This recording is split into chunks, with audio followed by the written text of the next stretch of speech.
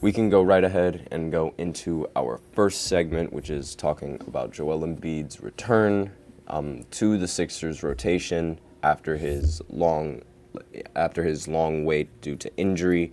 But actually, you know what? Before we start with that, I might as well go ahead and get into the breaking news that just happened right now.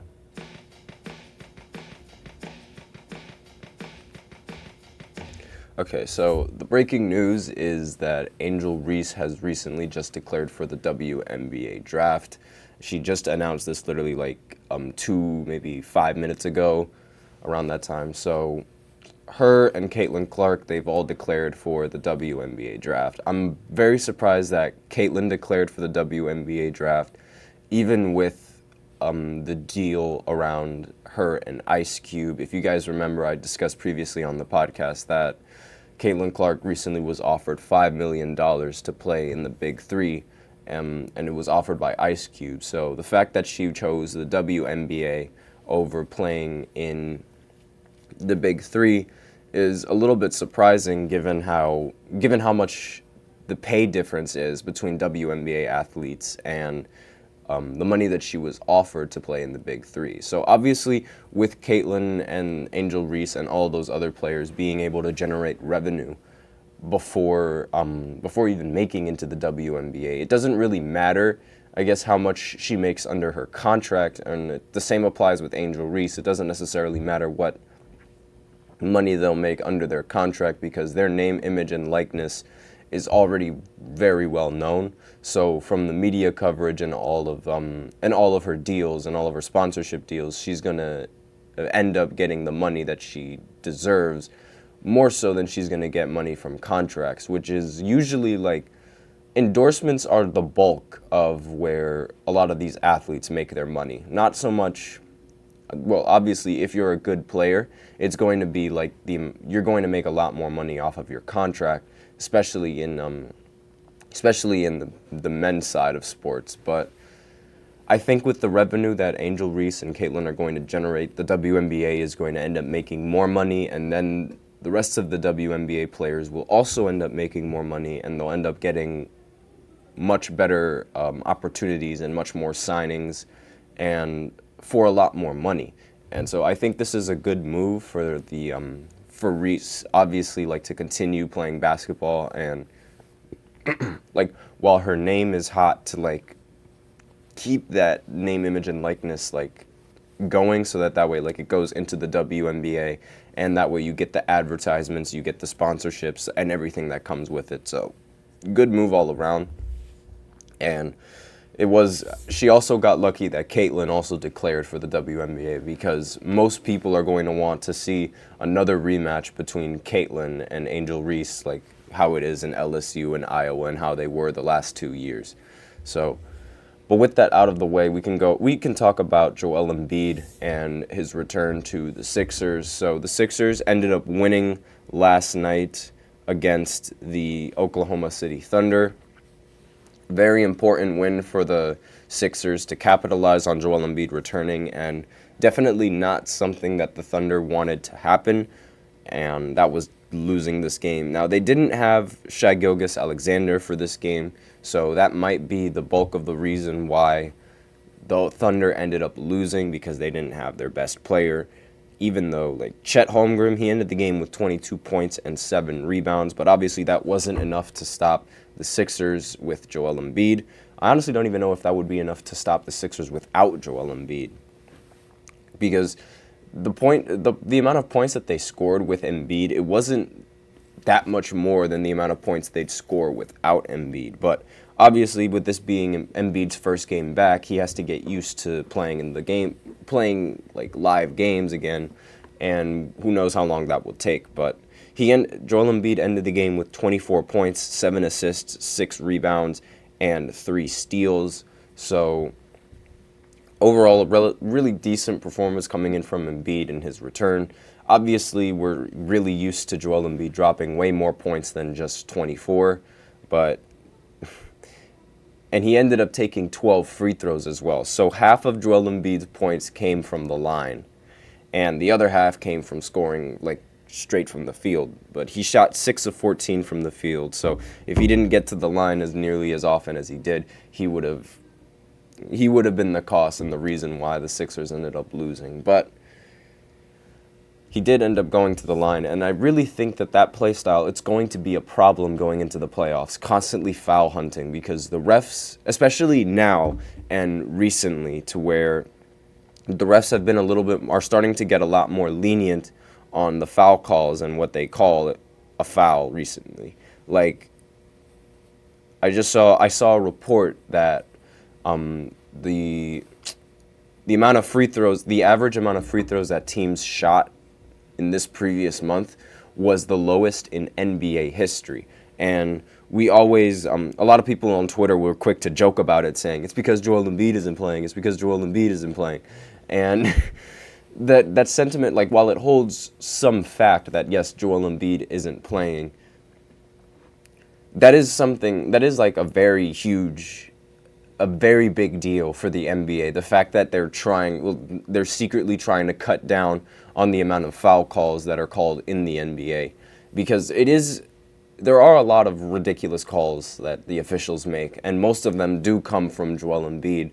But regardless, if you're a superstar or like if you're the franchise player, you're going to get calls more often than you're not going to get calls. And the fact that the Lakers... Wow, okay, that's a weird noise that the microphone's making. But hold on just one second. What is that?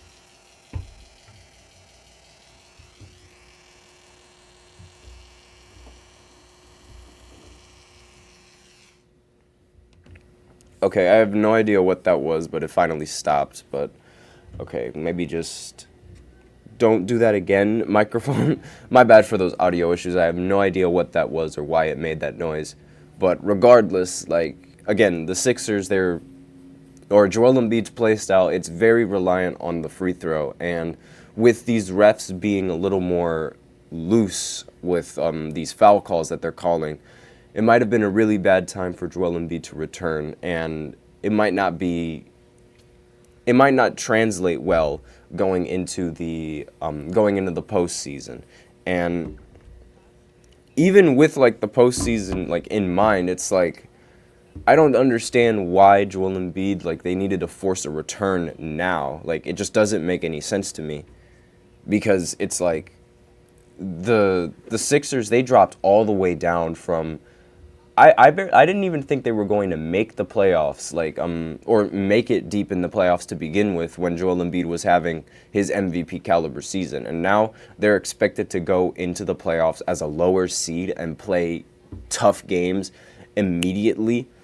Like, I'm not entirely sure how this is going to play out for the Sixers, and I'm very surprised that they ended up bringing Joel Embiid back, especially after like his really serious injury. Now, it was a meniscus injury, and this is the same injury that Karl-Anthony Towns went down with later on in the season. So, wonder if they're thinking of bringing back Karl-Anthony Towns for the playoffs. But regardless, this was a very important win for the Sixers, and they needed this win to sort of like start winning, and maybe if they continue to win, they can make their way all the way back up to playoff contention and make that 6th seed, so that way they don't have to play in these play-in games. Now, there's a 2-game difference between the Sixers and the Pacers, so with that 2-game difference, there's a huge possibility that they might end up stealing that spot if the Sixers end up winning and the Pacers end up losing.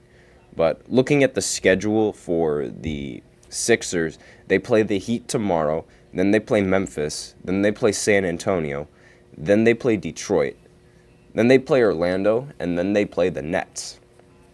So out of all of those teams, I think they should only be worried about the Heat and the Magic. Other than that, I feel like they could win all those games relatively easily.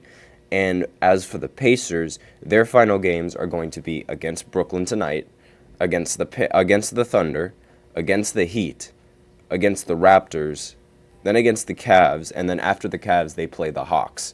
So with that in mind, the Pacers' schedule is a lot more difficult than the Sixers' schedule. So it will be a lot easier for the Sixers to win their games, then the Pacers will win their games. And that could determine playoff standings. Like, again, we'll have to see like how these teams play in the end, but if the Pacers end up losing a lot more, they could end up falling all the way down to the play-in, and that's going to be a serious problem for this team. And that's something that they thought they were going to avoid once Joel Embiid went out with the injury. And not only that, they also have to worry about both of those teams have to worry about the Miami Heat ending up coming out of the playoffs and winning and taking the 6th seed, because the Heat, like, while I do say that they don't deserve to be that high in the power rankings, they are the 7th seed and they are a threat to both the Sixers and the Pacers in stealing the 6th seed. Now, the Heat, their opponents are going to be the Sixers, Houston, the Pacers, the Hawks, the Mavs, the Raptors, and then the Raptors again. So, little bit of compared to the rest of those guys, I feel like the teams that they really need to worry about are the Pacers, the Sixers, and the Mavericks. But that is like they're like the second easiest. I think the Pacers schedule is a little bit more difficult, but the Sixers schedule is a bit easier than the Heat schedule. So we will have to see like just how this plays out. But this could also, like, obviously, like, this will affect, like, the playoff teams that they're going to end up playing going into the postseason. And those playoff teams they could either play the Celtics, the Bucks, or the Cavs. And I feel like the Cavs are going to be that's the team that you'd want to play if you're either Philly, the Pacers, or the Miami Heat. And that's sort of the team that you should really shoot for into playing. But with that, we are out of time for this first segment. Let me know what you guys think of Joel Embiid returning. You think that he'll end up playing the entirety of the postseason, or do you think he's going to sit out some games like he usually does? But let me know what you guys think of this in the comments. But we are out of time. So in the second segment, I'm going to talk about the matchup between Jokic and Victor Wembanyama. So stay tuned for that after this short break. I feel like I'm losing my